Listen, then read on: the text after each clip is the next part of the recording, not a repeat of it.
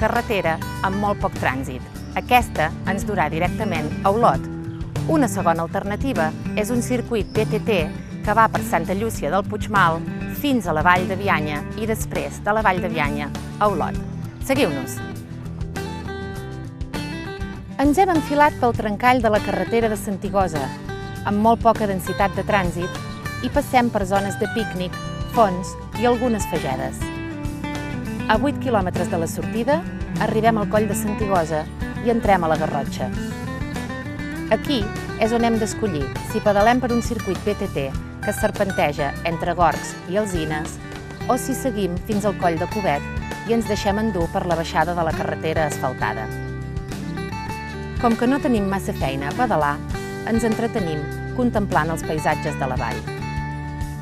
No ens podem saltar la Vall de Bianya, així que abans d'entrar a Olot podem recular un xic i anar a conèixer el municipi més extens de la comarca, format per les demarcacions parroquials de Socarrats, Santa Margarida de Bianya, Sant Pere d'Espuig, Sant Martí del Clot i Sant Salvador de Bianya. A la vall hi trobem ben bé una quinzena d'esglésies romàniques i moltes masies.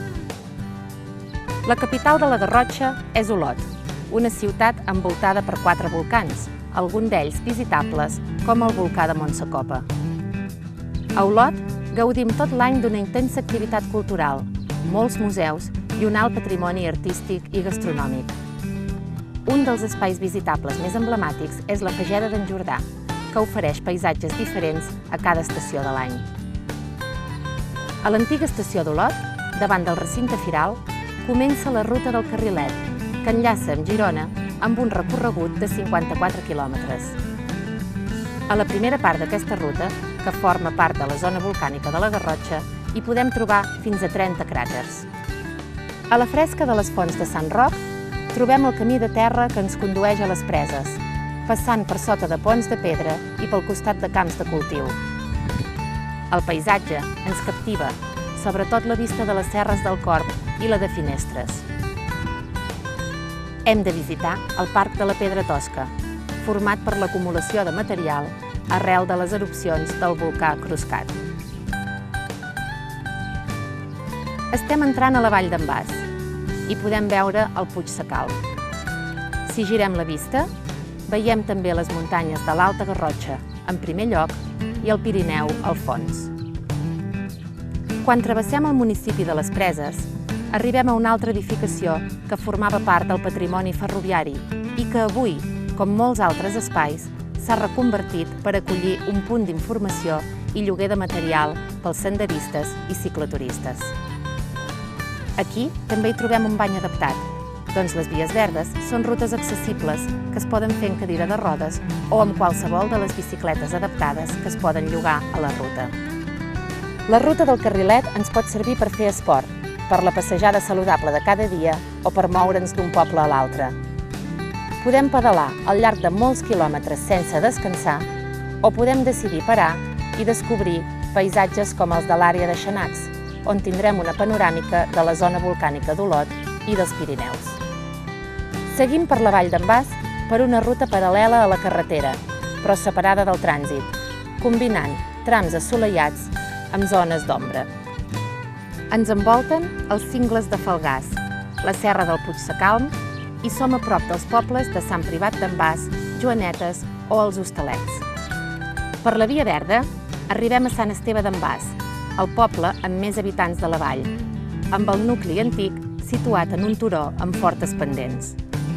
La Vall d'en Bas té una extensió de 90 quilòmetres quadrats i com que és un lloc de gran bellesa paisatgística, se l'ha anomenat la Petita Suïssa. Com podeu veure, la Via Verda és ideal tant per grans com per petits.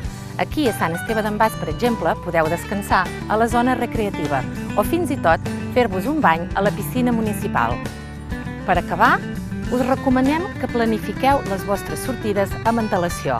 A les oficines de turisme podeu trobar, per exemple, els fulletons informatius i, si no, tota la informació també està disponible a la web www.viesverdes.org. A reveure!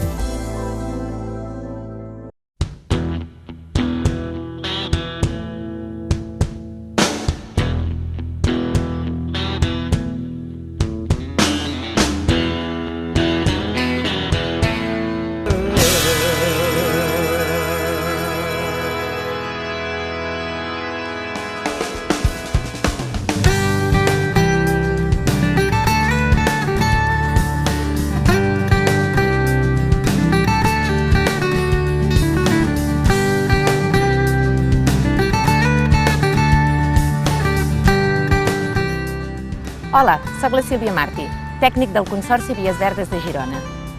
Ja fa uns dies que us demanem que ens acompanyeu a descobrir algunes comarques gironines i ho fem tot pedalant o passejant per les vies verdes de Girona.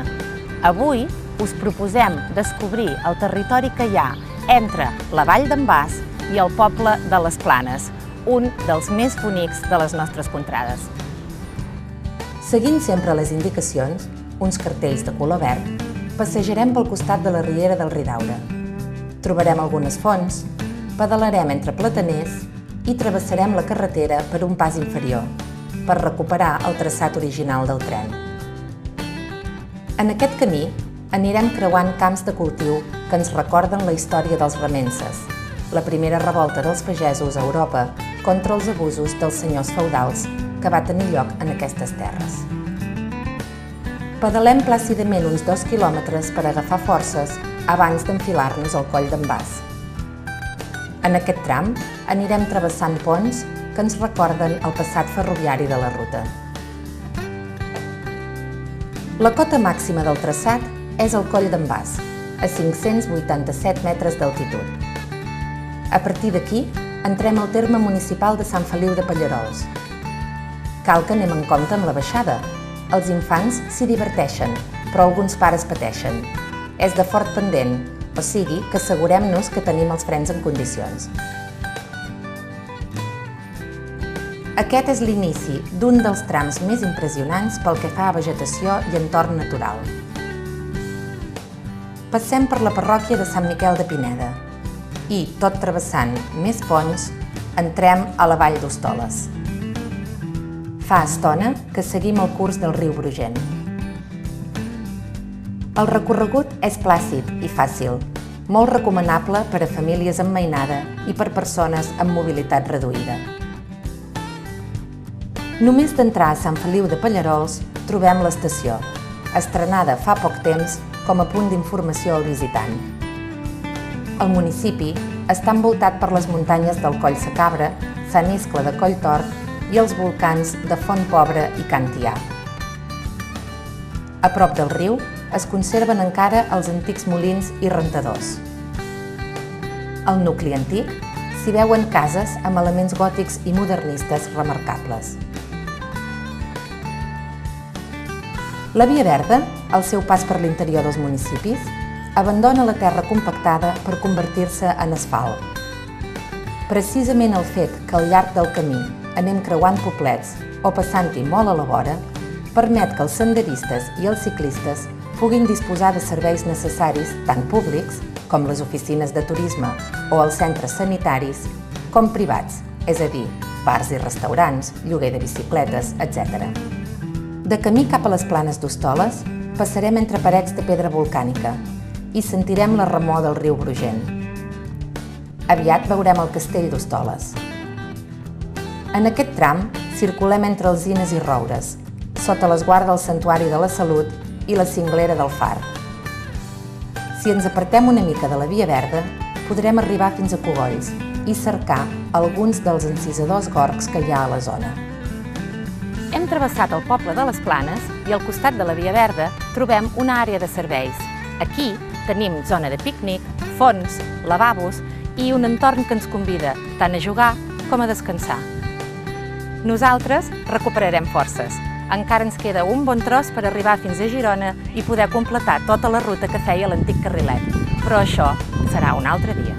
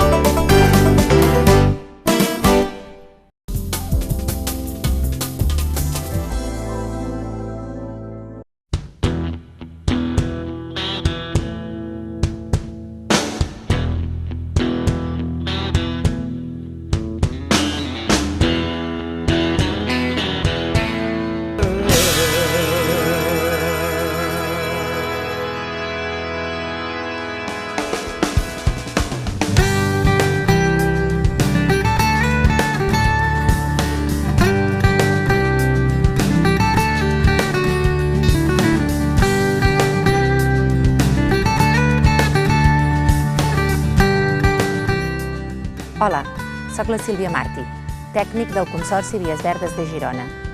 La setmana passada ens vam acomiadar a l'àrea de descans de les Planes. Avui reprenem el nostre camí des d'aquest mateix lloc. Anirem fins a Amer, el poble següent, i ho farem per un dels trams més espectaculars de les Vies Verdes de Girona. Ens seguiu? La passejada per la Via Verda ens dona l'oportunitat de conèixer l'origen dels pobles. El que acabem de passar, les Planes d'Hostoles, es va aixecar sobre la colada de lava del volcà Traiter. Recorrem el bell mig de la vall d'Hostoles, per on navega el riu Brugent. Qui pugi fins al castell d'Hostoles gaudirà d'una magnífica vista panoràmica de la vall. Al poble despunten els edificis modernistes de Can Garai i les escoles públiques.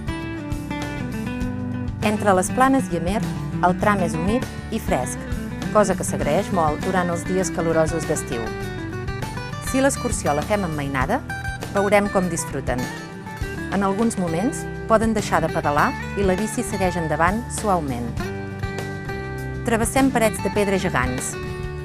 Aviat arribem al pont més llarg del traçat. Mesura 60 metres, però gairebé ni ens n'adonem que estem travessant un pont. Aquí acaba el terme municipal de les Planes i comença el d'Amer. La via es torna ampla, recta i segueix amb suau pendent entre boscos d'alzines i acompanyats dels sons de la natura. A uns 200 metres de la via ens ofereix aigua la Font Picant. Un xic més endavant també podem buscar el caminet que mena a la Font dels Capellans. La Via Verda entra a Amer per la part de dalt i segueix endavant. Proposem, però, que feu una parada per anar a veure la plaça de la Vila, coneguda amb el nom de la plaça Porxada, amb voltes d'arc de mig punt. El nucli antic està format de carrers estrets en 6 a 2. En aquests carrers podreu degustar les famoses galetes artesanals, fetes amb avellanes. L'antiga estació d'Amer havia estat la més important del traçat del carrilet, precisament perquè s'ubica al mig del recorregut entre Olot i Girona. Avui